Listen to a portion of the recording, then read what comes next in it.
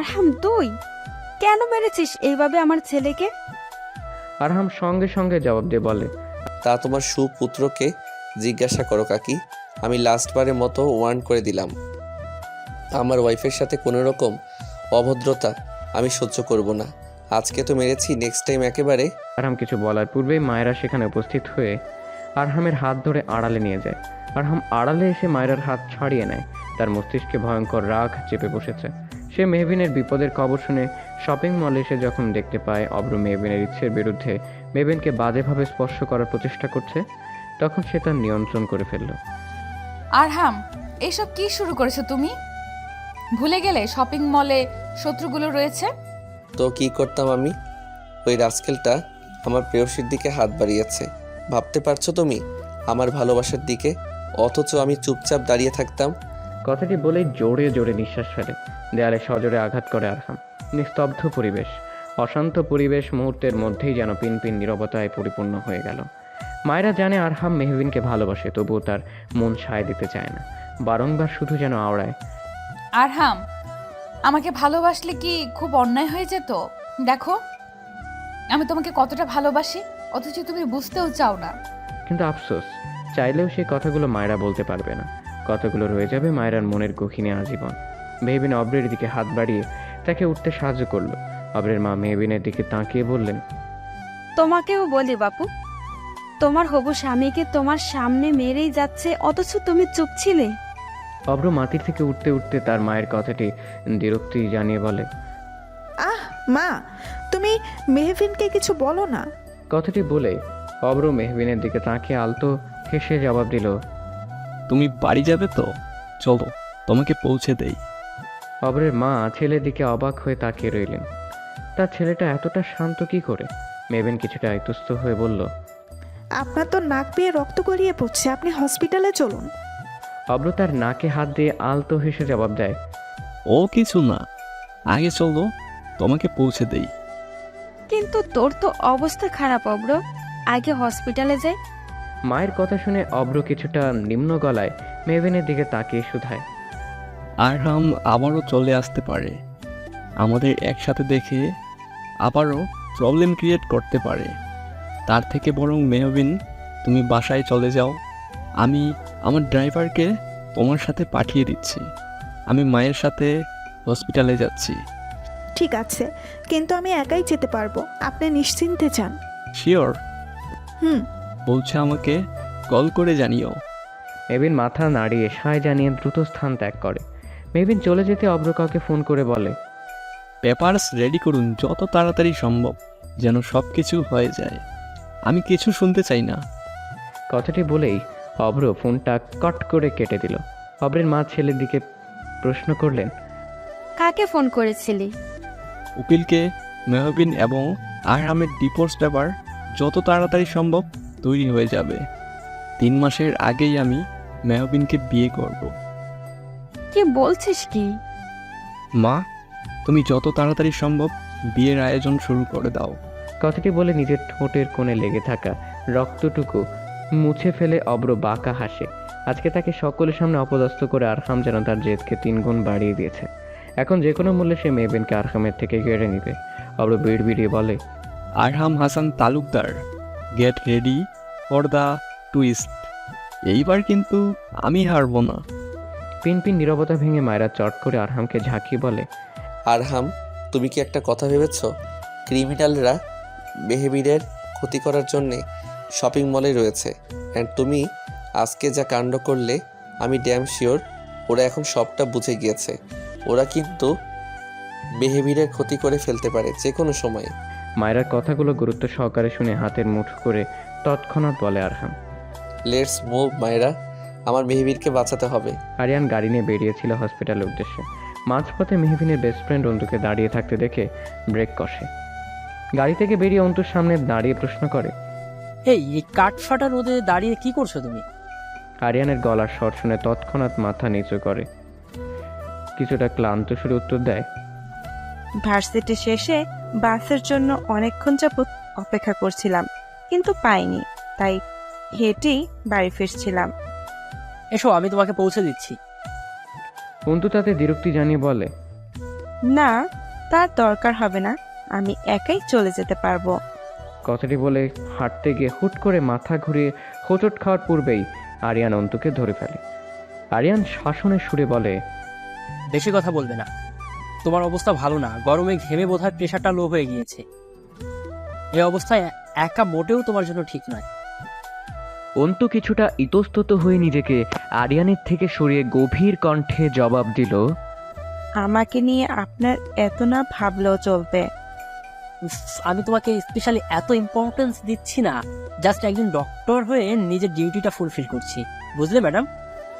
কথাটি বলেই চোখ টিপ মেরে নিজের সানগ্লাস পরে নিল আরিয়ান। অন্তু ক্ষীণ হাসল। তো যাওয়া যাক। আরিয়ানের প্রশ্নে প্রতি উত্তরে সায় জানিয়ে আরিয়ানের গাড়িতে উঠে পড়ল অন্তু। আরিয়ান গাড়িটা ঘুরিয়ে নিল। হয়তো দুজনের মধ্যেই সূক্ষ্ম এক অনুভূতি মনের গহীনে নাড়া দিচ্ছে। আরহাম আজকে যা করেছে তাতে আরহামকে যথেষ্ট অস্বাভাবিক ঠেকছে মেহভিনের কাছে। নিজে বিয়ে করে দিনের পর দিন সুখে কাটাবে, অথচ মেহভিনকে অব্রের পাশে সহ্য করতে পারবে না, এ কেমন কথা? কিন্তু আরহাম যখন তাকে সকলের সামনে মেহভিনকে নিজের স্ত্রী সম্বোধন করে প্রতিবাদ করেছিল, তখন এক মুহূর্তের জন্য এক ভালো লাগার শীতল হাওয়া বয়েছিল মেহভিনের অন্তর জুড়ে। মেহভিনের ভাবনার মাঝে এসে বিকট এক আওয়াজ শুনে কানে হাত রেখে মাটিতে বসে পড়ে। এই আওয়াজ সে আরহামের বাড়িতেও শুনেছিল। গুলির ভয়ঙ্কর এক আওয়াজ। পরক্ষণেই দ্বিতীয়বার সেই একই আওয়াজ হয়। দূর থেকে ধেয়ে আসে রিভলভার থেকে ছোড়া গুলি। আমি আপনাকে ডিভোর্স দিতে চাই আরহাম সাহেব। 3 মাস তো হয়েই গেল, আশা করি এখন আপনি আমাকে আটকাবেন না। হসপিটালে বেডে শুয়ে থাকা মেহভিনের মুখে ডিভোর্স নামক তিক্ত শব্দ শুনে আরহাম কিছুক্ষণের জন্যে স্তব্ধ হয়ে গেল। তার মনে পড়ে গেল সকালে ঘটে যাওয়া ঘটনার কথা। মেহভিনের দিকে গুলি ছুড়তেই আরহাম দ্রুত এসে মেহভিনকে নিজের বুকের সাথে মিশিয়ে পাশে সরিয়ে আনে। ফলে গুলি গাছ ভেদ করে ঠেকে যায়। মায়েরা এবং অন্যান্য পুলিশেরা সেই দুর্বৃত্তদের পিছে ধাওয়া করলেও তারা দ্রুত গাড়ি নিয়ে পালিয়ে যায়। মায়েরাও পাছে গিয়ে দূর থেকে সেই দুর্বৃত্তদের গাড়ির উদ্দেশ্যে গুলি ছুঁড়ে। মেহভিনের গুলি মারামারি কিছুই সহ্য হচ্ছিল না। সে ফের অজ্ঞান হয়ে আরহামের বুকেই লুটিয়ে পড়ে। আরহাম মেহভিন অজ্ঞান হয়েছে শুনে হাঁক ছেড়ে অন্য অফিসারকে গাড়ি থেকে বের করতে বলে। মেহভিনের 5 কোলে তুলে নিয়ে আরহাম গাড়ি নিয়ে রওনা হয় হসপিটালের উদ্দেশ্যে এবং বারংবার অস্থির হয়ে বিড়বিড়ি আওড়াতে থাকে, তোমার কিচ্ছু হবে না প্রেয়সী, তোমার আরহাম সাহেব থাকতে তোমার কিচ্ছু হবে না। পথে যেতে যেতে আরহাম আরিয়ানকে দ্রুত হসপিটালে চলে আসতে বলে। দুর্বৃত্তদের ধরতে না পেরে মায়েরাও অন্য গাড়ি নিয়ে হসপিটালের উদ্দেশ্যে রওনা দেয়। আরিয়ান দ্রুত পায়ে হেঁটে হসপিটালে প্রবেশ করে। আরিয়ানের সাথে অন্তুও হসপিটালে আসে। নিজের প্রাণের প্রিয় বেস্ট ফ্রেন্ডের এমন অবস্থা সম্পর্কে অবগত হয়ে নিজেকে দমিয়ে রাখতে পারেনি সে। অসুস্থ শরীর নিয়ে ছুটে চলে এসেছে। যদিও আরিয়ান বেশ কয়েকবার মানা করেছিল, কিন্তু সে নাখোঁজ করে দেয় আরিয়ানের আদেশ। আরিয়ানের সাথে অন্তুকে দেখে কিছুটা ভ্রু কুঁচকে তাকায় মায়েরা। আরিয়ান দেখতে পায় কেমন চোখ মুখ শক্ত করে নিজের চুল খামচে ধরে মেহভিনের কেবিনের সামনে দাঁড়িয়ে আছে আরহাম। চুল তার উস্কো খুস্কো, মুখশ্রীতে অজস্র অসহায়ত্বের ছাপ ধরা দিচ্ছে। মেহভিনের এই অবস্থার জন্যে নিজেকেই বারংবার দায়ী করছে সে। সে এতটাই ব্যর্থ প্রেমিক যে নিজের ভালোবাসার মানুষকে বারবার বিপদের মুখে ঠেলে দিচ্ছে। আরিয়ান আরহামের কাঁধে হাত রেখে দ্রুত কেবিনের দিকে চলে গেল গটগট পায়ে। সামনে পেরিয়ে গেল বেশ 2 ঘন্টার মতো। কিছুক্ষণের মধ্যে আরিয়ান বেরিয়ে এলো। আরহামকে ব্যস্ত হতে দেখে চোখের ইশারায় সব আছে ইঙ্গিত দিয়ে শান্ত করল আরিয়ান। অন্তু সর্বপ্রথম ছুটে এসে প্রশ্ন ঠাওড়ায়, আমার মেহ, সে কেমন আছে আরিয়ান ভাইয়া? আমি তো চিন্তায় চিন্তায় একেবারে অসুস্থ হয়ে যাচ্ছি। আরিয়ান আলতো হাসলো। সত্যি অন্তু মেয়েটা যথেষ্ট ভালো, বেশ ভালোবাসে নিজের বেস্ট ফ্রেন্ডকে। আরিয়ান তাকে আশ্বাস দিয়ে জানালো, don't be panic, everything is okay now. আসলে এইসব মারামারি থেকে মেহুর ছোটবেলা থেকেই একটা ফোবিয়া কাজ করে, তাই সে বারংবার অজ্ঞান হয়ে পড়ছে। আর তুমি এত টেনশনও নিও না, হ্যাঁ, রিল্যাক্স হও, নাহলে তুমিও তো আবার অসুস্থ হয়ে পড়বে। আরিয়ানের কথা শুনে কিছুটা নিশ্চিন্ত হলো অন্তু। আরিয়ান অতঃপর আরহামের কাছে কাঁধে হাত রেখে বলল, ভাইয়া তুই ভেতরে যাবি? ভেতরে গিয়ে দেখবি মাকে? চাইলে এখন গিয়ে দেখা করতে পারিস তুই। আরহাম যেন এতক্ষণ যাবত এই অনুমতির অপেক্ষাতেই ছিল। আরহাম দ্রুত পায়ে দরজা ঠেলে কেবিনে প্রবেশ করে। ঘুমন্ত অবস্থায় তার মায়াবী প্রেয়সীকে দেখে বুকে হাত রাখল সে। ফ্যাকাশে ঘুমন্ত মুখশ্রীতে হুট করে জানালার কাজ ভেদ করে আসা এক ফালি সূর্যের রশ্মি দিয়ে আলোকিত করে গেল। কি অপূর্ব সেই সৌন্দর্য! আরহাম এক মুহূর্তের জন্যে তার প্রেয়সীর সেই সৌন্দর্যে মোহিত হয়ে ললাটে ভালোবাসার গভীর স্পর্শ এঁকে দিল।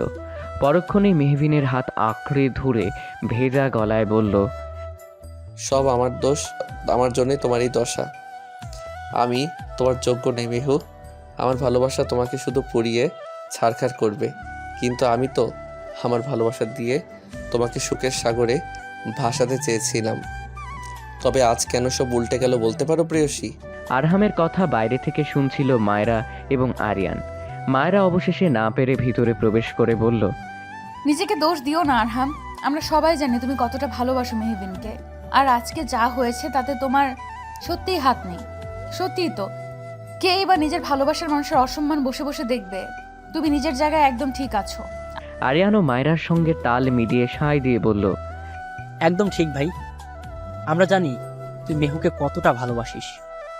মেহুকে তোর শত্রুদের নজরে পড়তে দিবি না বলে গোপনে নিজেদের সিক্রেট মিশন চালিয়ে যাবি বলে মায়রার সাথে মিথ্যে বিয়ের নাটকও করলি। এতটা কে ভালোবাসবে বল? আরহাম নিরুত্তর। অন্তু কেবিনের বাইরেই দাঁড়িয়ে সব শুনছিল। সেও প্রবেশ করে কেবিনে। আরহামের নেত্রকোনা বেয়ে এক ফোঁটা জল গিয়ে মেহবিনের হাতের পিঠে পড়ল। তৎক্ষণাৎ আলতোভাবে নিজের আঁখি জোড়া মেলে তাকালো মেহবিন। মেহবিনকে চোখ খুলতে দেখে আরহাম মেহবিনের গালে হাত রেখে কিছুটা উচ্ছ্বাসিত হয়ে প্রশ্ন করে, তুমি ঠিক আছো মেহবিন? এখন কেমন লাগছে?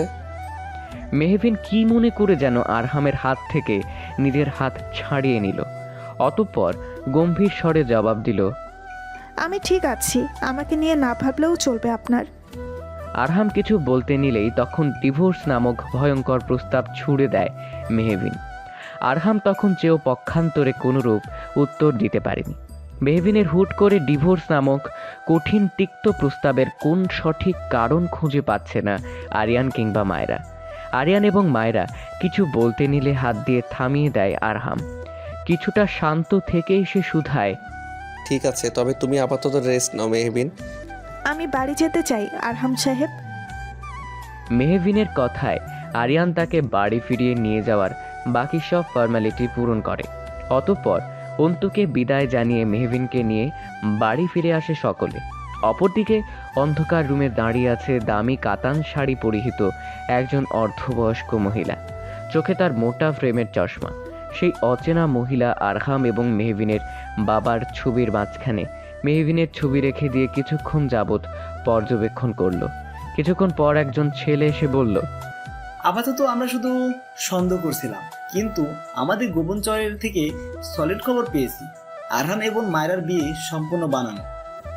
মহিলাটি ক্ষীণ হেসে জবাব দিলেন, আই নো ভেরি ওয়েল। এত কিছু করেও কি লাভ হলো আরহাম? তোমার দুর্বলতা আমরা জেনে গেছি। আকবর হোসেন অর্থাৎ মেহবিনের বাবা এবং আরহামের থেকে একসাথে প্রতিশোধ নেওয়ার সব থেকে বড় হাতিয়ার হচ্ছে মেহবিন। তাকে আমি যে কোনো মূল্যে নিঃশেষ করেই ছাড়বো। আপনজন দূরে গেলে কতটা যন্ত্রণা হয় সেই উপলব্ধি আমি তাদের প্রতিটা ক্ষণে ক্ষণে করাবো। Gate ready for that. বলেই মহিলাটি বাঁকা হাসল। মেহবিনকে নিয়ে সকলে তালুকদার বাড়িতে আসতেই সোফায় চিন্তিত অবস্থায় শিরিন বেগমকে দেখতে পাওয়া যায়। তার সাথে অব্রের মা এবং অব্র উপস্থিত ছিল। আরহামের সাথে মেহবিনকে দেখেই অব্র তেড়ে গিয়ে আরহামের দিকে প্রশ্ন নিক্ষেপ করে বলে, খুব তো সিক্রেট ক্রাইম অফিসার হয়েছিস, এখন মেহবিনকে সামান্য সিকিউরিটি দিতে পারছিস না? না না, আর একটা মুহূর্তও নয়।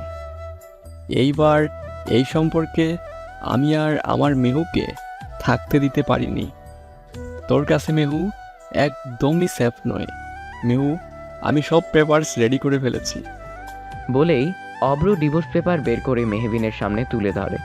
শিরিন বেগম হঠাৎ উত্তেজিত হয়ে বললেন, ডিভোর্স পেপার? হঠাৎ কিসের ডিভোর্স পেপার? মিহু, তুই কি সত্যি সেই পেপারে সাইন দিবি? অব্রের মা কিছুটা বিরক্তি নিয়ে বললেন, আহা আপা, তুমি এত উত্তেজিত হচ্ছ কেন? এটাই তো কথা ছিল। তাছাড়া আরহাম মায়ের সাথে সুখে সংসার করছে, মেহবিনেরও তো নতুন করে সংসার করার অধিকার আছে, তাই নয়? সকলকে অবাক করে দিয়ে আরহাম শান্ত সুরে বলে, মেহবিন, তুমি চাইলে সাইন করে দিতে পারো। আমাকে কোথায় সাইন করে দিতে হবে বলো, আমি করে দিচ্ছি। আমিও তোমাকে এই সম্পর্কে বন্দি করে রাখতে চাই না। আরহামের কথায় যেন মুহূর্তেই পরিবেশটা থমথমে হয়ে গেল। সকলের চোখ মুখে বিষণ্ণতার ছাপ। অব্র এবং অব্রের মা বাদে তারা বেশ খুশি। অব্রের থেকে পেপার নিয়ে সেইগুলোতে কোনো কিছু না ভেবে বুকে পাথর চেপে তাতে সাইন করে মেহবিনের হাতে তুলে দিল আরহাম।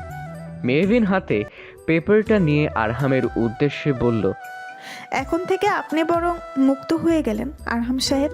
অনেক সহ্য করেছেন আমাকে, এইবার বরং মায়ের আপুর সাথে সুখে সংসার করতে পারবেন। আরহাম বহু কষ্টে নিজেকে সামলিয়ে ক্ষীণ হেসে বলল, বন্দিনীকে মুক্ত করে দিলে বোধহয় তার থেকে সুখী কেউ হয় না। তবে আমার বুক কেন আজ ছারখার মেহবিন? কেন? বিরহের রেশ তোমার মুখশ্রীতে। আজ তো আমরা দুজনেই মুক্ত, তাই নয়? আরহামের প্রশ্নের উত্তর দিতে পারল না মেহবিন। সে নিজেকে শক্ত রাখছে যথাসম্ভব, তবু আরহাম কেন তার মনের অবস্থা বুঝে যাচ্ছে।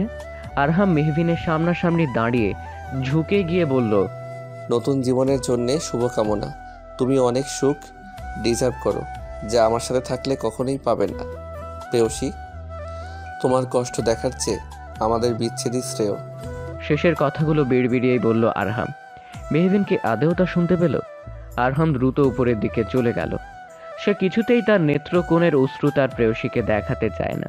সে চায় তার প্রেয়সী সুখে থাকুক, অন্তত বেঁচে থাকুক। ছেলের বিরহে শিরিন বেগম ধপ করে সোফায় বসে পড়লেন।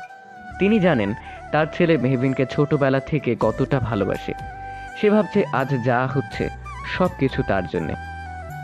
আরহামের জন্যেই মেহবিনের জীবন বারবার হুমকির মুখে চলে যাচ্ছে।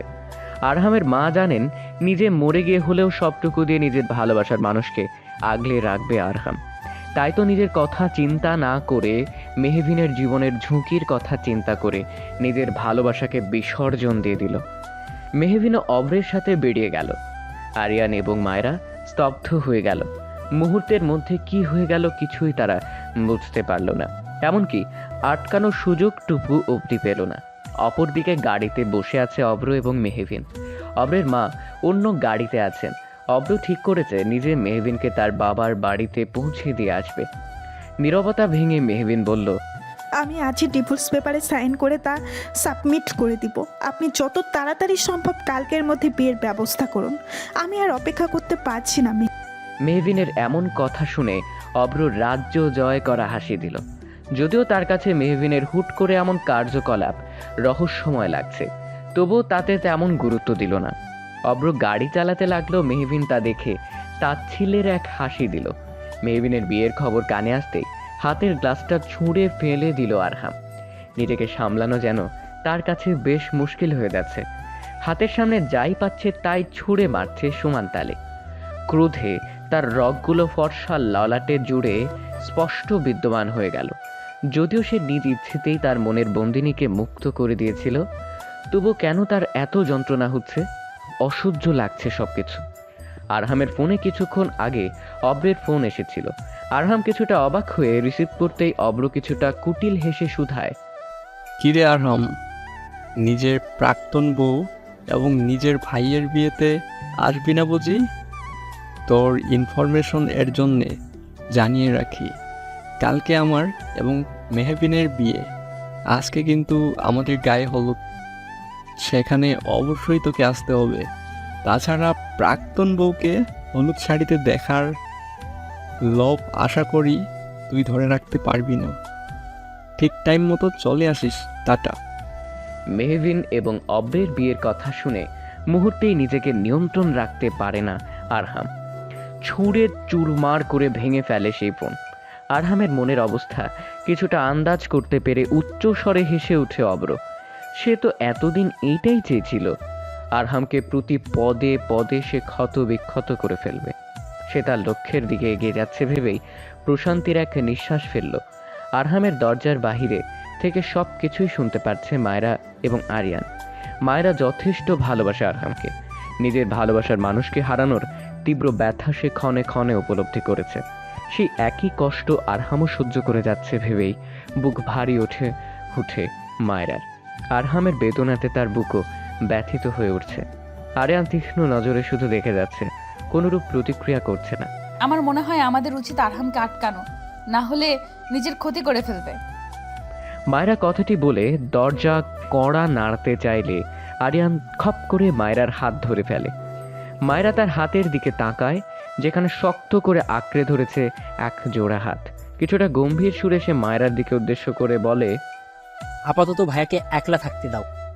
ভাই নিজের ভেতরে জমে থাকা অজস্র বিরহ তার রাগের মাধ্যমে বহিঃপ্রকাশ ঘটাচ্ছে। তাই বলছি, আপাতত একটু ভাইয়াকে একলা থাকতে দাও। আরিয়ানের কথা শুনে মায়রাও ব্যাপারটা ঘাটল না। সেও আরিয়ানের সাথে নিচে চলে গেল। আফজাল সাহেব মেয়ের দিকে ফ্যালফ্যালে দৃষ্টিতে তাকিয়ে রয়েছেন। মেয়ে ঘোর পণ করে রেখেছে সে অব্রকেই বিয়ে করবে, এমনকি কালকের মধ্যেই। কিন্তু সে কিছুতেই বুঝতে পারল না আরহাম তাকে কতটা ভালোবাসে। মৃত পথযাত্রী বোনের শেষ আবদারেই আরহামের হাতে তুলে দিয়েছিল আকবর সাহেব।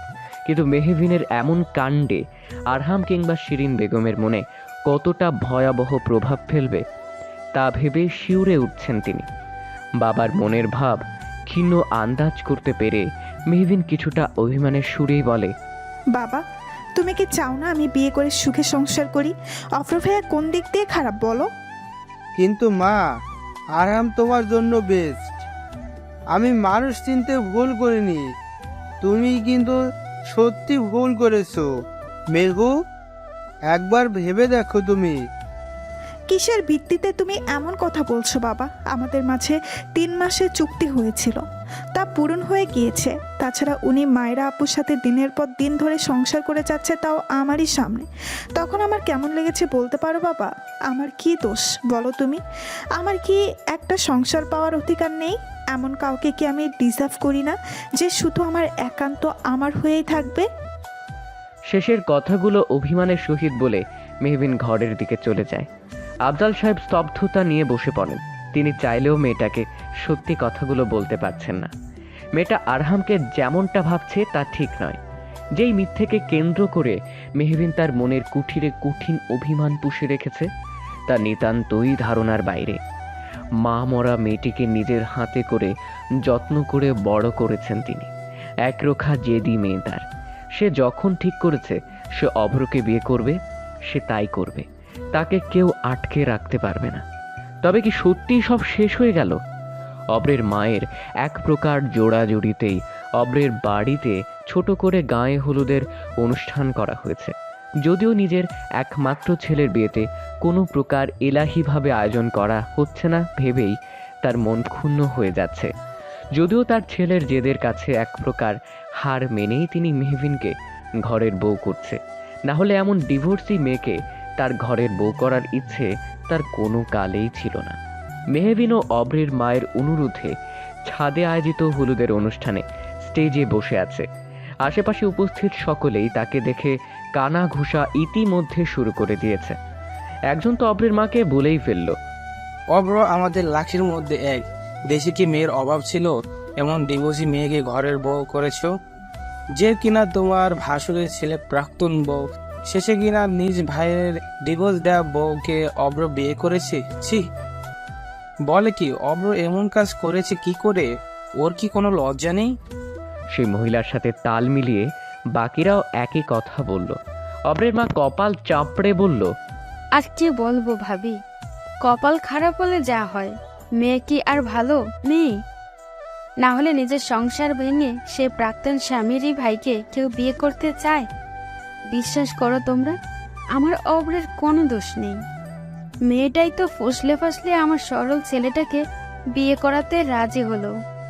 না হলে আমার হীরের মতো ছেলেকে বিয়ে করার জন্য মেয়েরা লাইন দিয়ে দাঁড়িয়ে আছে। অব্রের মায়ের এমন কথা মেহবিনের কানে পৌঁছতেই সে নিজেকে নিয়ন্ত্রণ করতে পারল না।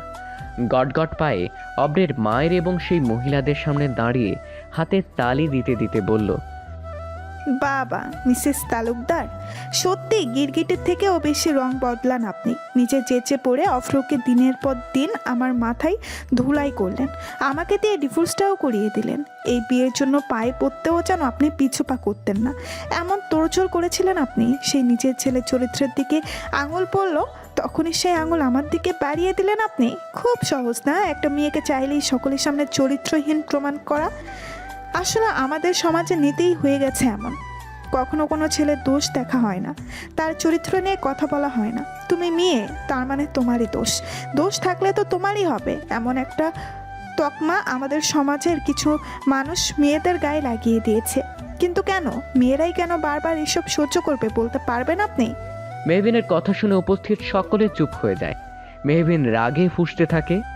অব্র দূর থেকে অবস্থা ব্যক্তিক দেখে মেহবিনকে দূরে সরিয়ে এনে বলে, শান্ত হও মেউ, একবার শুধু আমাদের বিয়েটা হয়ে যাক, তারপর কেউ আমাদের দিকে আঙ্গুল তুলে তাকানোর সাহস পাবে না। মেহবিন ফের তাচ্ছিল্যের এক হাসি দিয়ে ছাদের রেলিং ধরে দাঁড়ায়। অব্রের জরুরি এক ফোন চলে আসায় সে অন্যদিকে চলে যায়। তখনই সেখানে বিদ্যুৎ হঠাৎ করে চলে যায়। মেহবিন অনুভব করে সে শূন্যে ভাসছে। কে তাকে কোলে তুলে নিল? কে সেই অচেনা আগন্তুক? মেহবিন অনুভব করছে কোনো পুরুষ তার শক্ত হাত জোড়া দিয়ে মেহবিনকে দেয়ালে চেপে ধরেছে সিঁড়ির নিচে থাকা ছোট্ট কামরাতে, যেখানে কারো তেমন আসা যাওয়া নেই। মেহবিনের গলাতে তার তীব্র নিঃশ্বাস আছড়ে পড়ছে। মেহবিন বুঝতে পারছে না তাকে কেন এইভাবে এখানে নিয়ে আসা হয়েছে, তাও সকলের অগোচরে। সে আগন্তুক অদ্ভুত এক কাজ করে বসল।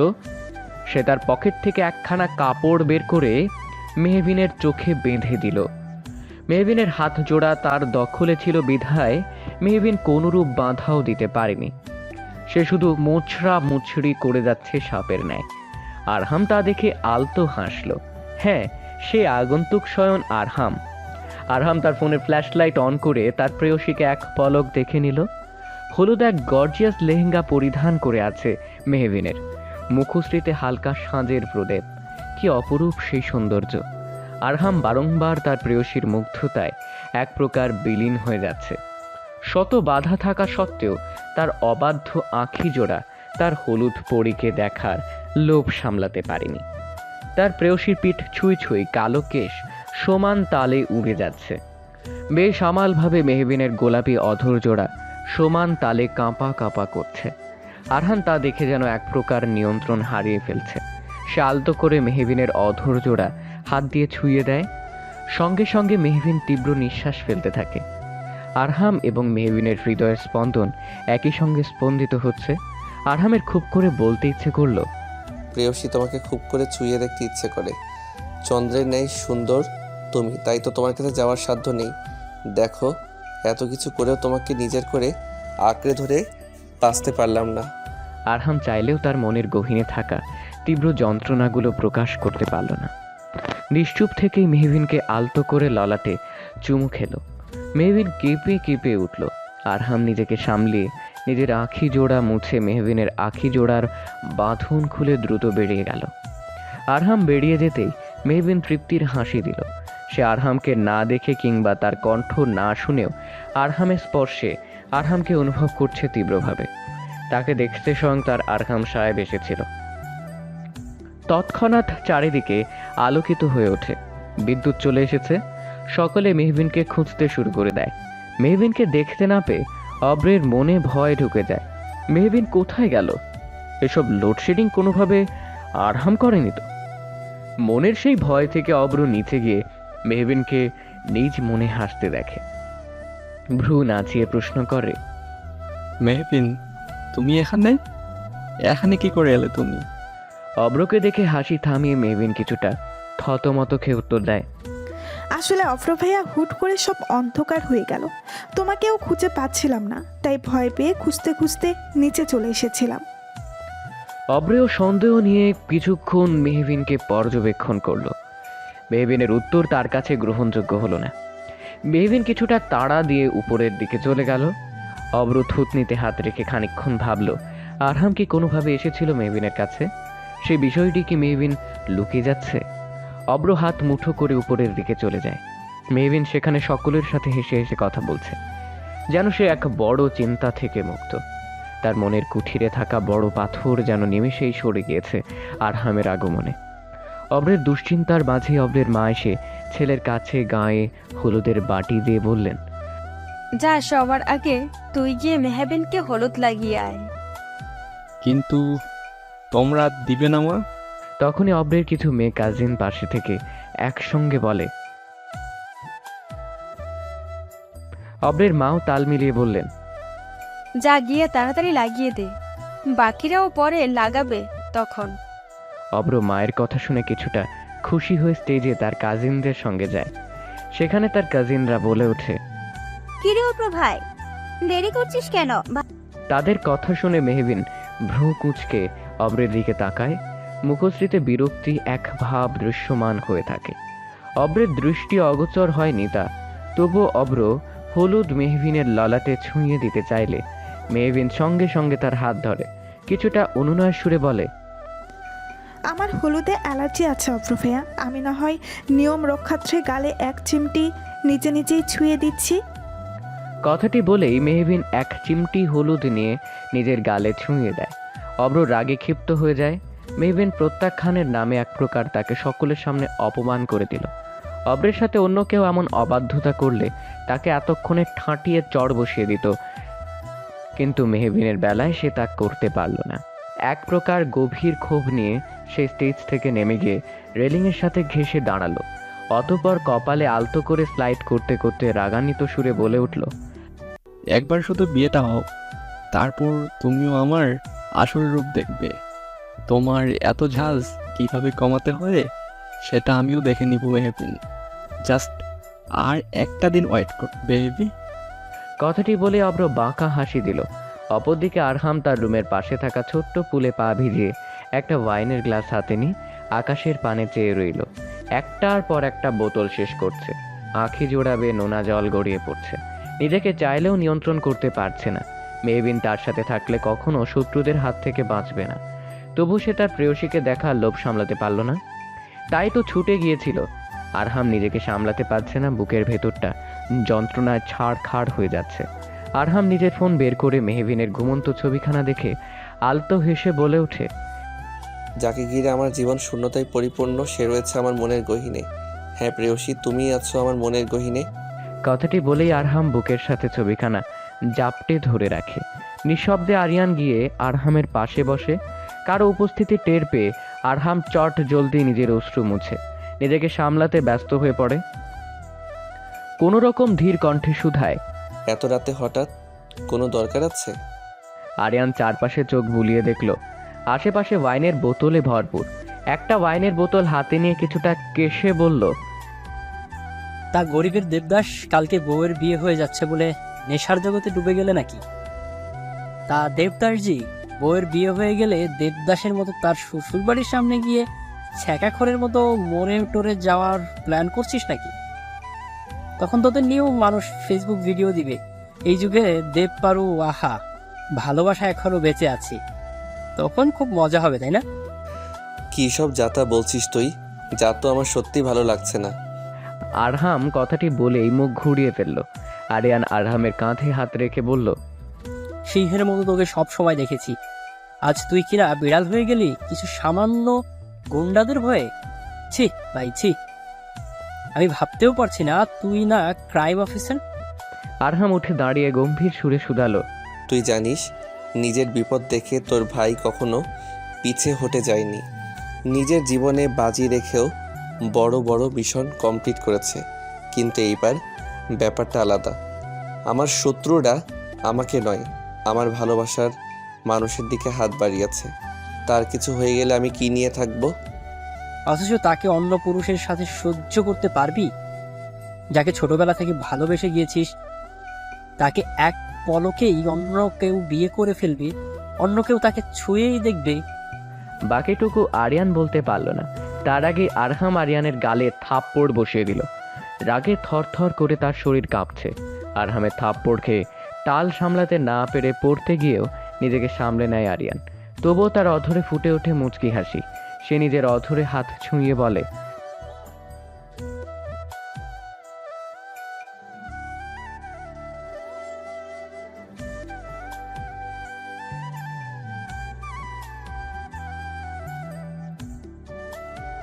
আরহাম অসহায় হয়ে আরিয়ানের দিকে তাকায়।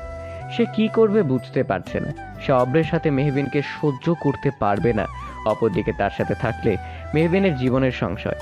আরিয়ান তার ভাইয়ের সামনে দাঁড়িয়ে বলে, ভাই আর কিছু ভাবিস না, আমাদের জন্য না হোক অন্তত মায়ের কথা ভাব। মায়ের শরীরের অবস্থাতে তার উপর কতটা বাজে প্রভাব পড়বে তুই ভাবতে পারিস? মেহুকে ছাড়া তুই কখনো ভালো থাকবি না। আর তুই নিজের উপর ভরসা রাখ, তুই থাকতে মেহুকে কেউ কিছুই করতে পারবে না। আর ভুল করিস না ভাই, মেহুর বিয়ে যে করেই হোক আটকাতে হবে। আরিয়ানের কথা শুনে বেশ কিছুক্ষণের জন্য নীরব হয়ে যায় আরহাম। তার মস্তিষ্ক ঘুরছে অন্য এক পরিকল্পনা। অপরদিকে মেহবিনকে অন্তুসহ পার্লারের মেয়ে বধূরূপে সাজাতে ব্যস্ত হয়ে রয়েছে। আজ মেহবিন এবং অব্রের বিয়ে। কিছুক্ষণের মধ্যেই অব্ররা বরযাত্রী নিয়ে চলে আসবে। পার্লারের মেয়েরা মেহবিনকে সাজিয়ে চলে যায়। লাল টুকটুকে শাড়িতে অসম্ভব সুন্দর লাগছে মেহবিনকে। অন্তু মেহবিনের কানে ফিসফিসিয়ে বলে, কিছুক্ষণের মধ্যেই বরযাত্রী চলে আসবে, বিয়েটা আটকাবে কি করে? তোর কি মনে হয় না এইবার তুই একটু বেশি বেশি রিস্ক নিয়ে ফেলছিস?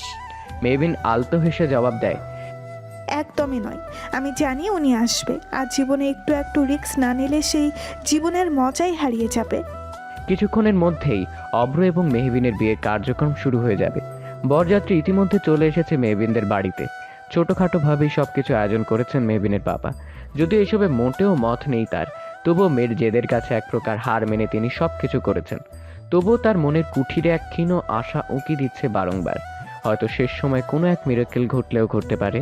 মহান আল্লাহ তাআলার দরবারে তিনি 2 হাত তুলে মোনাজাত করেছেন যেন তার মেয়ে তার ভুল বুঝতে পারে। তিনি আশাবাদী শেষ মুহূর্তে এসে হয়তো সব ঠিক হলেও হতে পারে। অব্রের মা এসে মেহবিনের বাবার সাথে বিভিন্ন খোশ গল্পে মেতে উঠেছেন। আরহামের বাবাও সৌজন্যতার খাতিরে সকলের সাথে কথা বলছেন। অব্র বারবার স্টেজে বসে উপরের দিকে তাকাচ্ছে। মনটা কেমন করে যেন উঠছে, অজানা এক ভয় উকি দিচ্ছে বারংবার। যতক্ষণ পর্যন্ত বিয়ের কার্যক্রম সমাপ্ত না হচ্ছে ততক্ষণ পর্যন্ত সে শান্তি পাবে না। কালকে থেকে মেহবিনের কার্যক্রম তার কাছে সন্দেহের ঠেকছে। অব্র তার একজন কাজিন বোনকে ডেকে বলে, তুই গিয়ে এক্ষুনি মাকে গিয়ে বলে মেহবিনকে নিয়ে আসার জন্য তাড়া দিতে, বেশ দেরি হয়ে যাচ্ছে। অব্র প্রতি উত্তরে বাঁকা হাসি দিয়ে শুধু বলল, তোকে যা বললাম তাই কর। মেহুকে যত তাড়াতাড়ি স্টেজে নিয়ে আসার ব্যবস্থা করো। অব্রের কথা শুনে লীনা গিয়ে অব্রের মাকে জানালো অব্রের কথা। অব্রের ইচ্ছেতে তিনি মেহবিনের বাবাকে তাড়া দিয়ে বললেন যেন মেহবিনকে নিয়ে আসা হয়। অপরদিকে মেহবিন বধূ বেশে নিজের রুমে পায়চারি করে যাচ্ছে। বরযাত্রী এসেছে শুনে মনে তার অদ্ভুত এক ভয়ের সৃষ্টি হয়েছে। যদিও সে জানে আরহাম ঠিক সময় এসে বিয়ে আটকে দিবে, তবু ভয় যেন তার কাটছেই না। মেহবিন সেদিন হসপিটালে আরহামের সকল কথাই শুনে ফেলেছিল। সে জেনে গিয়েছে আরহাম এবং মায়রার বিয়ে সম্পূর্ণ নাটক।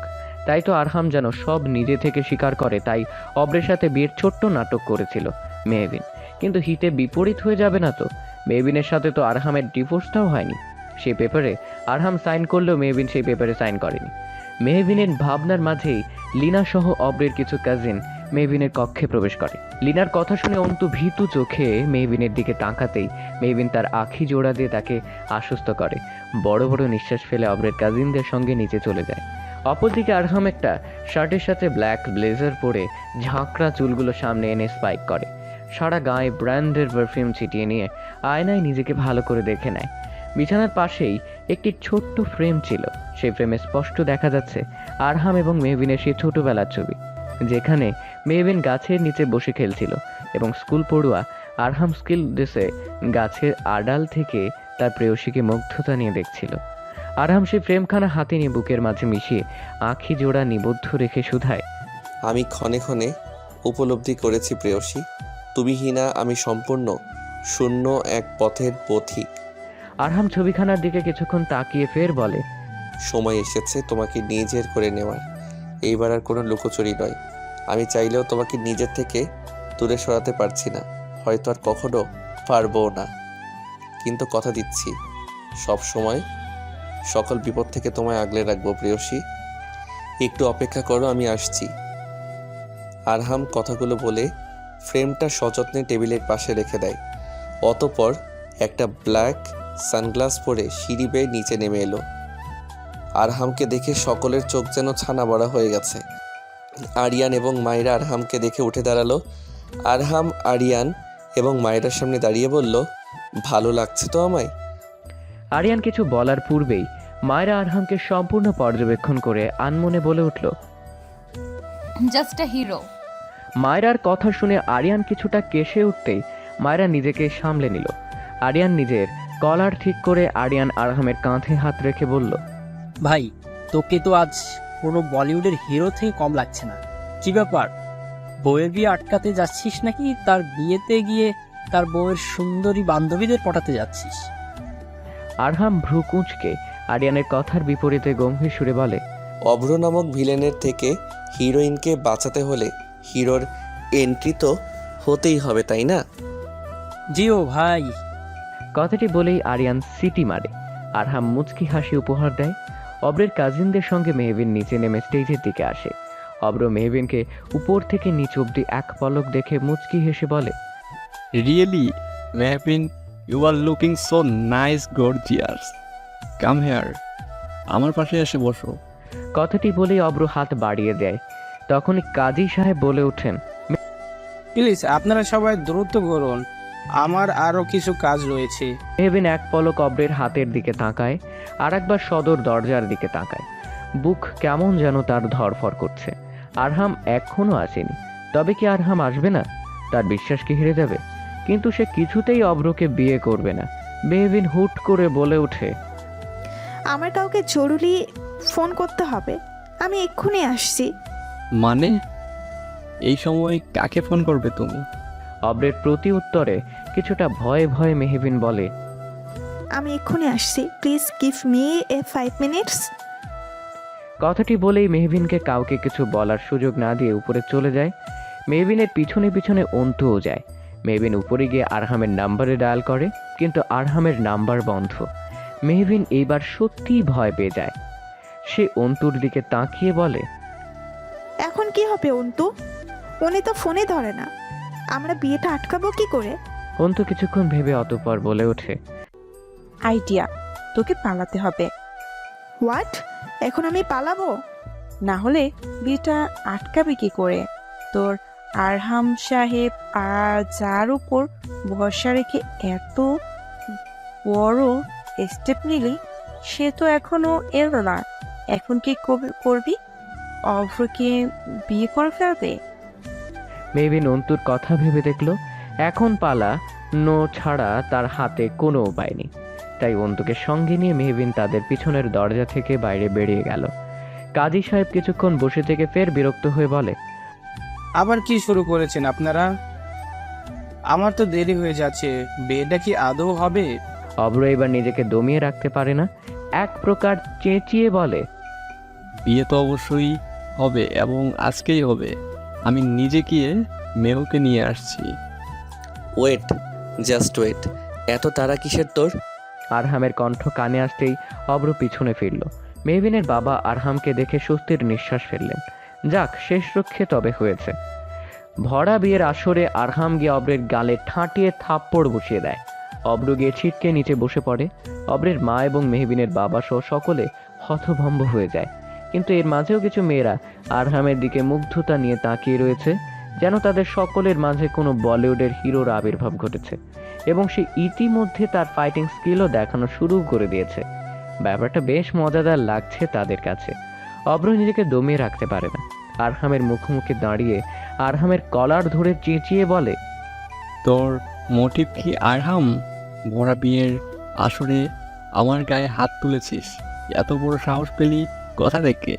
আমি খুব ভালো করে জানি তুই আমার এবং আমার মেহুর বিয়ের আটকাতে চলে এসেছিস, কিন্তু আজকে আমি মেহুকে নিজের বউ করেই ছাড়বো। কথাটি বলার সঙ্গে সঙ্গে আরহাম পা বেঁকিয়ে অব্রের বুক বরাবর লাথি মারে। অব্র খানিকটা পিছে হুটে যায়। অব্রের মা হাই হুতাশ করে অব্রের বাবাকে ঝাঁকিয়ে বলে, তুমি এখানে কি করছো? তোমার ভাইয়ের ছেলে তো আমার ছেলেকে মেরেই ফেলবে, তুমি কি কিছু বলবে না? ওরে কেউ আমার ছেলেকে কেউ বাঁচাও, না হলে এই গুন্ডা ছেলে আমার ছেলেকে মেরেই ফেলবে। আরহাম ফের অব্রের গাল চেপে গর্জন করে বলে, ইউ ব্লাডি রাস্কেল, তোর ওই নোংরা মুখ থেকে আমার প্রেয়সীর নাম একদম উচ্চারণ করবি না। আরহাম, আমার ছেলেকে ছেড়ে দে বলছি, ছেড়ে দে। তুই কি চাস আমার ছেলেকে মেরে একাই সব সম্পত্তি ভোগ করবি? তো তোর চালাকি কি আমরা বুঝি না? অব্রের মায়ের কথা আরহাম বাঁকা হেসে বলে, অন্যকে দোষ দেওয়ার পূর্বে নিজের ছেলের কুকীর্তি সম্পর্কে অবগত হওয়া খুব প্রয়োজন কাকি। তোমার দুশ্চরিত্র ছেলে ঠিক কী কী করেছে তা তুমি জানোও না। কি হয়েছে আমার ছেলের?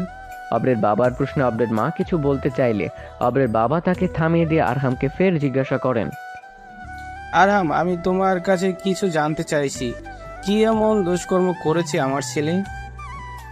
আরহাম তার পকেট থেকে একটা পেন ড্রাইভ বের করে সকলকে দেখিয়ে বলে, আমি জানি আমার কথা হয়তো অনেকেই বিশ্বাস করবে, তাই প্রমাণ নিয়ে এসেছি। আপনারা সকলে দেখুন, তারপর নিজেরাই বিচার করুন। আরহাম কথাটি বলেই আরিয়ানকে ভিতরে আসার অনুমতি দেয়। আরিয়ান এবং মায়রা একসাথে ভিতরে প্রবেশ করে। মায়রার সাথে একজন মেয়ে ছিল। তাকে দেখে অব্রের হাত পা অনবরত কাঁপতে থাকে। সে কখনোই ভাবেনি তার সত্যি এমনভাবে সকলের সামনে চলে আসবে। তার মাথা কাজ করছে না। মেয়েটা কেমন ঘৃণার দৃষ্টি নিক্ষেপ করে অব্রের দিকে তাকিয়ে রয়েছে। আরিয়ান তার ব্যাগ থেকে একটা ল্যাপটপ বের করে আরহাম সেই ল্যাপটপে পেন ড্রাইভটা ঢুকিয়ে দিয়ে একটা ভিডিও প্লে করে। সকলের সামনে তা রাখে। তাতে আবছা আলোয় খুব ভালোভাবে মেয়েটির চেহারা বোঝা না গেলেও অব্রের মুখ স্পষ্ট। দুজন ঘনিষ্ঠভাবে একটি রুমে চাদর মুড়িয়ে নিজেদের ঢেকে রেখেছে। মেয়েটি অব্রের বুকে মাথা রেখে বলে, তুমি কি সত্যি মেহবিনকে বিয়ে করবে অব্র? অব্র মেয়েটি মাথায় হাত বুলিয়ে বলতে থাকে, নো ডার্লিং, কথায় তুমি আর কথায় ওই খ্যাত মেহু। ওকে আমি ছোটবেলা থেকেই পাত্তা দিতাম না। ইভেন্ট আমাদের যখন বিয়েও ঠিক হয়েছিল তখনও আমি জাস্ট আরহামকে বাজি রেখে, আরহাম ছোটবেলা থেকে সবসময় আমাকে দেখিয়েছে আমি ওর থেকে সবসময় পিছিয়ে। আমার পছন্দের জিনিস আরহাম সবসময় পেয়েছি। সকলের কাছে আরহাম হিরো অ্যান্ড আমি zero. I'm a big loser, আর কিছুই নয়। এইটাই সবসময় প্রুফ করেছে আরহাম। এমনকি পুলিশে সিক্রেট অফিসার হিসেবেও আরহাম সিলেক্টেড হয়েছে, যেখানে এত পরিশ্রম করার পরেও আমি হয়েছি বারবার রিজেক্টেড। বিজনেসেও সকলে এক নামে আরহাম হাসান তালুকদারকে চিনে, অথচ আমার কোনো দামই নেই। বাট এইবার আমি হারবো না। আরহামের সব থেকে প্রিয় জিনিসকে আমি ওর থেকে কেড়ে নিয়ে আমি ওকে হারিয়ে দিব। অব্রের কথা শেষ হওয়ার পরপরই ভিডিওটি আরহাম বন্ধ করে দেয়। অব্রের বাবা নিজের মাথায় হাত দিয়ে ফেলেন। নিজের ভাইয়ের সাথে হিংসে করে এত বড় ধ্বংসলীলা শুরু করে দিয়েছিল তার ছেলে, ভাবতেই ঘৃণায় গা রি রি করছে তার। অব্রের মা ছেলের কুকীর্তির সম্পর্কে আগে থেকে অবগত ছিলেন, তাই তিনি খুব একটা অবাক হননি। কিন্তু এইভাবে ছেলের সত্যি সামনে চলে আসবে তা ভাবতেও পারেননি তিনি। আরহাম সেই মেয়েটাকে ডেকে বলে, সুহানি, তুমি কি কিছু বলবে? সুহানি এগিয়ে এসে অব্রের দিকে তাকিয়ে বলে, অব্র যখন দেশের বাইরে ছিল তখনই অব্রের সাথে আমার পরিচয় হয়। আমাদের মধ্যে ঘনিষ্ঠ সম্পর্ক গড়ে ওঠে। অব্র আমাকে প্রমিসও করে সে আমাকে বিয়ে করবে। শেষ হতো আরহামকে বাজিমাত করার জন্য মেহবিনের সাথে বিয়ের নাটক করবে, কিন্তু মেহবিনকে বিয়ে করবে না। কিন্তু কাল সে আমাকে স্পষ্ট জানিয়ে দেয় সে মেহবিনকে বিয়ে করবে, কারণ সে কিছুতে আরহামের কাছে মেহবিনকে ফিরে যেতে দিবে না। সে রেকর্ডিংও আমার কাছে আছে, চাইলে শোনাতে পারি। এতটাই দিনের পর দিন হিংসে করে এসেছে সে আরহামকে। আরহাম অব্রের সামনে দাঁড়িয়ে বলে, আমি আমার সমস্ত সোর্স কাজে লাগিয়ে সোহানিকে খুঁজে বের করেছি, অ্যান্ড সব প্রমাণও, যাতে তুই শেষ মুহূর্তে অস্বীকার না করতে পারিস। অব্র মাথা নিচু করে ফেলে। সে চাইলেও কিছু বলতে পারছে না। আরহাম তার কাকাকে উদ্দেশ্য করে বলে, শুধুমাত্র আমার ভাই বলে আমি অভ্রকে ছেড়ে দিতে পারবো না কাকা। আজকে অভ্র আমার প্রেয়সীর দিকে হাত বাড়িয়েছে। সে তার শত্রুতা যদি আমার মধ্যে সীমাবদ্ধ করত তবে আমি হয়তো কিছু বলতাম না, কিন্তু ব্যাপারটা আমার প্রেয়সীর জীবনের। আর একটু দেরি করলে বোধ হয় আমার মেহবিনের জীবনটাই শেষ হয়ে যেত। তাই আমি ঠিক করেছি আমি আমার 50% বিজনেসের শেয়ার যা অভ্রের নামে ছিল তা আমি ফেরত নিয়ে নিলাম। এখন থেকে অভ্র আমাদের কোম্পানির এমডি নয়, বরং একজন নর্মাল কর্মচারী হয়ে থাকবে। অব্রের বাবাও সায় মিলিয়ে বললেন, তুমি যা ভালো বুঝো তাই করো আহরাম বাবা। এই কুলাঙ্গার ছেলের হয়ে আমি তোমাকে কিচ্ছু বলতে যাব না। অব্রের মা তার স্বামীকে ঝাঁকিয়ে বলতে লাগলেন, তুমি কি পাগল হয়ে গেলে? আমাদের ছেলে তো পথে বসে যাবে। অব্রের বাবা নিজের স্ত্রীকে নিজের থেকে সরিয়ে বললেন, চুপ, একদম চুপ করো তুমি। আর যা কিছু হয়েছে তা শুধুমাত্র তোমার জন্যই হয়েছে। ছেলেকে সবসময় অন্যায় করতে উৎসাহ জুগিয়েছ তুমি। আর আমি তোমাকে কি দোষ দেব? আমি নিজেও তো একজন ব্যর্থ বাবা। সব সময় অন্যায় দেখেও না দেখার ভান করে এসেছি। আর ছেলেকে সঠিক শিক্ষা দিলে আমার ছেলে আজ অমানুষ না হয়ে আরহামের মতো আদর্শবান একজন মানুষ হতো। অব্রের মা অব্রের বাবা কথা শুনে চুপ হয়ে গেলেন। সত্যি আর ছেলের অধঃপতনের পেছনে তারই সব থেকে বড় ভূমিকা। অব্রের রাগে দুঃখে ক্ষিপ্ত হয়ে বিয়ে বাড়ি থেকে বেরিয়ে গেল। অব্রের পিছনে অব্রের মাও বেরিয়ে গেলেন সকলের কাছে ক্ষমা চেয়ে। অতঃপর অব্রের বাবাও বিদায় নিয়ে চলে গেলেন। তখনই আরহাম জানতে পারে মেহবিনকে কোথাও পাওয়া যাচ্ছে না। আরহাম দ্রুত মেহবিনের ঘরে গিয়ে মেহবিনকে তন্ন তন্ন করে খুঁজে চলেছে, কিন্তু মেহবিন কোথাও নেই। তখনই আরহাম একটি চিরকুট পায়, তাতে লেখা রয়েছে, আমি ভেবেছিলাম আরহাম সাহেব আপনি হয়তো আসবেন, কিন্তু আপনি এলেন না। শুধুমাত্র আপনার নিজ মুখ থেকে ভালোবাসি শব্দটা শোনার জন্য আমার এত বড় রিস্ক নেওয়া, কিন্তু শেষ অবধি আপনি এলেন না। এতটা অভিমান হয়েছে বুঝি আমার উপর? কিন্তু তাই বলে তো আমি অভ্র ভাইয়াকে কিছুতেই বিয়ে করতে পারবো না। তাই উপঅন্তর না পেয়ে আমি পালানোর সিদ্ধান্ত নিয়েছি। অনেক দূর চলে যাব আমি। কথাগুলো শেষে আর একটি কথা ছোট করে লিখে রেখেছে মেহবিন চিরকুটে। আমরা কি তবে ভুল মানুষকে নিজের মনের গহীনে ঠাঁই দেই আরহাম সাহেব? আরহামের আখি জোড়া ছলমলে হয়ে উঠছে বারংবার। চিরকুটখানা নিজে বুকের সাথে মিশিয়ে ভেজা গলায় শুধায়, আমার উপর একটু ভরসা রাখতে পারলে না প্রেয়সী? মেহবিনের বাবা আরহামের হাত ধরে এক প্রকার কেঁদেই বলে ফেললেন, আরহাম বাবা, আমার মেয়ে কোথায় চলে গেল? আমার মেয়ে যে বড্ড অভিমানী, কোথায় পাবো তাকে এখন? আরহাম মেহবিনের বাবাকে শান্ত করে বলে, মামো, চিন্তা করবে না, আমি আমার প্রেয়সীর গায়ে আজটুকু লাগতে দিব না। আরিয়ান চারিপাশে একবার পরখ করে নিয়ে বলল, ভাই আমাদের আর 1 সেকেন্ডও টাইম ওয়েস্ট করা উচিত না। মেহুকে যত আর্লি পসিবল আমাদের খুঁজে বের করতে হবে। আরহাম সায় জানিয়ে মায়রার উদ্দেশ্যে বলে, সব সোর্স কাজই লাগিয়ে দাও মায়েরা। লাস্ট 1 ঘন্টার মধ্যে আমি মেহুকে নিজের সামনে দেখতে চাই। মায়রা মাথা নাড়িয়ে কাউকে ফোন করে। আরিয়ান ও আরহাম বেরিয়ে যায় মেহবিনকে খুঁজতে। অপরদিকে মেহবিন অন্তুর সাথে দৌড়ে পালিয়ে বাড়ি থেকে অনেকটুকু পথ চলে এসেছে। দূর দূরান্তে কোনো প্রকার গাড়ির কোনো ছায়াটুকু অবধি দেখা যাচ্ছে না। মেহবিন অন্তুকে বলে, এই তুই আমাকে কোথায় নিয়ে এলি অন্তু? একদম জনশূন্য জায়গা, কোনো গাড়িও দেখতে পাচ্ছি না। গাড়ি ছাড়া আমরা হেঁটে হেঁটে কিভাবে যাব? তখন একটা মাইক্রো গাড়ি মেহবিনদের সামনে চলে আসে। এই তো গাড়ি চলে এসেছে। মেহবিন চল আমরা উঠে পড়ে। অন্তুর কথা শুনে মেহবিন কিছুটা সন্দেহ নিয়ে বলল, কিন্তু এখানে গাড়ি কি করে এলো? আর আমরাই বা এই গাড়িতে উঠবো কেন? অন্তু একটু ঘাবড়ে গিয়ে মেহবিনের কাঁধে হাত রেখে বলল, আরে এতক্ষণ তো তুই গাড়ি নেই বলে চেঁচাচ্ছিলে, আর এখন এত প্রশ্ন করছিস কেন? আমি রাস্তায় যেতে যেতে মাইক্রো ভাড়া করে ফেলছিলাম কল দিয়ে, তুই উঠ না।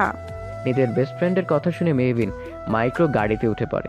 তখনই মেহবিনের ছবিটা হাতে নিয়ে শহরের বিভিন্ন জায়গায় পাগলের মতো খুঁজে চলেছে আরহাম। নিজের সমস্ত সোর্সকে কাজে লাগিয়ে দিয়েছে সে, কিন্তু ফলাফল শূন্য। অন্যদিকে মেহবিন অন্তুর কথা শুনে গাড়িতে উঠতেই মেহবিন দেখতে পায় কিছু কালো কুচকুচে হ্যাংলা পাতলা লোক গাড়িতে বসে আছে। তাদের সকলের মুখেই কুৎসিত হাসির রেশ। তাদের মধ্যে একজন বলে উঠল, অবশেষে আমরা আমাদের শিকার পেয়েই গেলাম। ধন্যবাদ তোমাকে অন্ত, আমাদের সাহায্য করার জন্য। সময় মতো তুমি তোমার পেমেন্ট পেয়ে যাবে। কথাটি শুনেই মেহবিনের হাত পা কাঁপাকাঁপি শুরু হয়ে গেল। তার মানে অন্তু আরহামের সেই শত্রুদের সাথে মিলেছিল। গরিব ঘরের মেয়ে অন্তু, কিন্তু টাকার বিনিময়ে নিজের বন্ধুত্বকে কাজে লাগিয়ে মেহবিনের সাথে এত বড় প্রতারণা করলো। যারা মেহবিনকে খুন করার জন্য এত দিন ধরে প্রতীক্ষার প্রহর গুনছিল, তাদেরকে এতদিন ধরে অন্তু সাহায্য করে আসছিল। মেহবিন ছলছল নয়নে অন্তুর দিকে তাকাতেই সে দেখতে পেল অন্তু মাথা নিচু করে রেখেছে। মেহবিন এতটা থমকে গিয়েছিল যে তার মুখ থেকে টু শব্দও বের হচ্ছিল না। চিৎকার করার শব্দটুকু করার শক্তিও যেন সে পাচ্ছিল না। নিজের সব থেকে কাছের বন্ধুর থেকে এমন বেইমানি সহ্য করা কারো পক্ষেই সম্ভব নয়। মেহবিন শুধু মিয়ে যাওয়া গলায় বলল, অন্ত, তার মানে আমাকে বাড়ি থেকে পালিয়ে এখানে নিয়ে আসার পরিকল্পনা তোর ছিল? তুই আমার সাথে এইভাবে বেইমানি করতে পারলি সামান্য কটা টাকার জন্য? তোকে তো আমি বোন মনে করতাম রে, কেন আমায় ঠকালি? কথাগুলো বলেই শব্দ করে কেঁদে ফেলল মেহবিন। সে পুনরায় বলল, প্রতারক, কম ভালোবেসেছে তোকে, তোর কোনো দিন ভালো হবে না। ঠকিয়েছিস না, একদিন ঠকবি, খুব ভালো করে ঠকবি। মনে রাখবি, অন্যায় করে কেউ পার পায় না। আল্লাহ ছাড় দেয় কিন্তু ছেড়ে দেয় না। গাড়িতে থাকা গুন্ডাগুলো বিরক্ত হয়ে একে অপরের দিকে তাকিয়ে মেহবিনের কান্না শুনে তার মুখে স্প্রে দিয়ে দিল। সাথে সাথে অজ্ঞান হয়ে ঢলে পড়ল মেহবিন। একজন লোক ফোনে কল করে সেই মহিলাকে জানালো, ম্যাডাম, কাজ হয়ে গেছে, পাখি এখন আমাদের কবজায়, আমরা এক্ষুনি ডোরায় নিয়ে আসছি। লোকটি ফোন রাখতেই গাড়ি চলতে শুরু করলো। মেহবিনকে নিয়ে তারা চলে গেল। অন্তু মাটিতে ধপ করে বসে পড়ল। হাতে মুখ দিয়ে সে হয়তো অনেক বড় ভুল করে ফেলেছে টাকার লোভে। মায়েরা অফিসে বসে একটা ম্যাপ হাতে নিয়ে সমস্ত জায়গাগুলো ভালো করে দেখে নিচ্ছে, কোথায় কোথায় মেহবিনের যাওয়ার সম্ভাবনা রয়েছে। আরহাম তখনই আরিয়ানকে সাথে নিয়ে কেবিনের চেয়ারে গিয়ে বসে পড়ে। প্রচণ্ড মাথা ব্যথা করছে তার থেকে বেশি বুকে যন্ত্রণা করছে। মায়েরা আরহামের হাতে একটা ফাইল ধরিয়ে বলে, কিছু জায়গার ডিটেলস পাওয়া গিয়েছে আরহাম, তুমি চিন্তা করো না আরহাম, আমরা মেহবিনকে খুঁজে পেয়ে যাব। ড্যামিট, আমি কেন একটু আগে আসলাম না? তাহলে তো মেহবিন বেরিয়ে যেত না। এমনি শত্রুরা মেহবিনের ক্ষতি করার জন্যে ওত পেতে রয়েছে।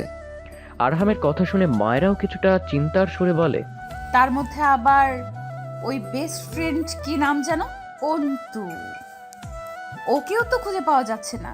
মেয়েটাকে আমার একদমই সুবিধার মনে হচ্ছে না। মায়েরার কথা শুনেই আরহাম ভ্রু কুঁচকে ফেলে। হুট করে কাকে যেন ফোন করে কিছু বলে। আরিয়ান এক প্রকার তেড়ে গিয়ে বলল, কার নামে কি বলছো তুমি? তোমার মাথা ঠিক আছে? মেহুকে অন্তর নিজের থেকেও ভালোবাসে, তুমি আদৌ ভেবে বলছো? অন্তর মতো ইনোসেন্ট একজন মেয়েকে এই সবের মাঝে ফাঁসাচ্ছ তুমি? মায়েরা মুখ বেঁকিয়ে আরিয়ানের দিকে আঙ্গুল তাক করে বলল, দেখো আরিয়ান, আমরা তোমার মতো ইমোশনাল না, বুঝলে? ইমোশন দিয়ে কিছু হয় না। বলে চেঁচাতেই আরহাম টেবিলে একটা জোরে একটা পাঞ্চ মেরে বলে, এখানে কি শুরু করলি তোরা? না, আমাকে বুঝিয়ে বল। এখন আমাদের সব থেকে বড় টাস্ক হচ্ছে মেহুকে খুঁজে বের করা। তা না করে তোরা ঝগড়া করে যাচ্ছিস। এক একটা সেকেন্ড আমাদের জন্যে অনেক ইম্পর্টেন্ট। যত সময় গড়িয়ে যাচ্ছে ততই মেহুর লাইফের রিস্ক বেড়ে যাচ্ছে। মায়েরা এবং আরিয়ান দুজনেই মাথা নাড়ায়, কিন্তু অন্তুকে নিয়ে মায়েরার মুখে এমন আজে বাজে কথা শুনে আরিয়ানের মাথা কাজ করা এক প্রকার বন্ধ হয়ে গিয়েছিল। অন্তুর প্রতি সেই প্রথম থেকে আরিয়ানের মনের গহীনে এক বিশেষ জায়গা রয়েছে, কিন্তু সে কি আদৌ জানে সে একজন ভুল মানুষকে মন দিয়ে বসেছে? আরিয়ানের ভাবনার মাঝেই আরহামের ফোনে পুনরায় কল আসে। আরহাম কল রিসিভ করতেই আরহামের অধরের কোণে আলতো বাঁকা করে হাসি ফুটে ওঠে। আরহামকে হাসতে দেখে মায়েরা এবং আরিয়ান দুজনেই অবাক হয়ে গেল। লেটস মুভ, আমাদের একটা সেকেন্ডও ওয়েস্ট করা যাবে না। আরহাম কথাটি বলেই বেরিয়ে গেল। অপরদিকে মেহবিনকে একটি বদ্ধ জায়গা বন্দি করে রাখা হয়েছে। তার পাশে ঘুটঘুটে অন্ধকার। মেহবিন পিট করে তাকিয়ে অন্ধকারের মাঝেও এক মহিলার অবয়া দেখতে পেল। মহিলা ছেলেগুলোকে বলছে, ওকে মেরে দে এক্ষুনি, সময় নষ্ট করবি না একদম। আকবর হোসেন এবং আরহাম হাসান তালুকদারের কলিজার টুকরাকে তাদের কাছে ফিরিয়ে দিতে হবে না লাশ করে, যেমন আমার ছেলে এবং আমার স্বামী আমার কাছে ফিরে এসেছিল। কথাগুলো বলতে বলতে সেই মহিলার চোখ বেয়ে নোনা জল গড়িয়ে পড়ে। মহিলার কথাগুলো শুনে ভয়ে হাত পা কাঁপি হয়ে যায় মেহবিনের। তার মানে শুধুমাত্র আরহামের প্রতি নয়, তার বাবার প্রতি পুরনো ক্ষোভ থেকেও মহিলাটি তাকে মেরে ফেলতে চাইছে। কিন্তু মহিলার গলার স্বর এত পরিচিত মনে হচ্ছে কেন? সে ভালো করে তাকাতেই এক প্রকার থমকে যায়। আর কত কিছু আল্লাহ তাকে দেখাবে। শেষে কিনা নিজের আপন ফুপু তাকে মারতে চাইছে। সে তো জানতো তার ফুপু বিদেশে থাকে স্বামীর সঙ্গে, কিন্তু পুরনো শত্রুতার রেশে তার কিংবা তার বাবার সাথে কোনো যোগাযোগ নেই। কিন্তু ফুপু এখানে এলো কি করে? সে তার প্রতিশোধ নেওয়ার জন্য এতটাই ব্যাকুল হয়ে গিয়েছে, নিজের ভাইয়ের মেয়েকে খুন করতে এত পরিকল্পনা করেছে। মেহবিনের মাথা ঘোরাচ্ছে। একের পর এক কাছের লোকের থেকে আঘাত পেয়ে সে এক প্রকার চূর্ণ বিচূর্ণ হয়ে গিয়েছে। মিসেস জুলির কথা শুনে 3-4 জন ছেলে ভেতরে প্রবেশ করলো, যারা মেহবিনকে ধরে নিয়ে এসেছিল। মেহবিনের দিকে কেমন বিচ্ছিরি লোভাতুর দৃষ্টিতে তাকিয়ে রইল। মেহবিনের ঘৃণায় গা রি রি করতে লাগলো তাদের দৃষ্টি দেখে। একজন মেহবিনকে উপর থেকে নিচ অব্দি ভালো করে পরখ করে নিয়ে বলল, একে কি এমনি এমনি মারবো? একটু টেস্ট করবো না? কিন্তু ম্যাডাম তো শুধু আমাদের মেরে ফেলার অর্ডার দিয়েছি।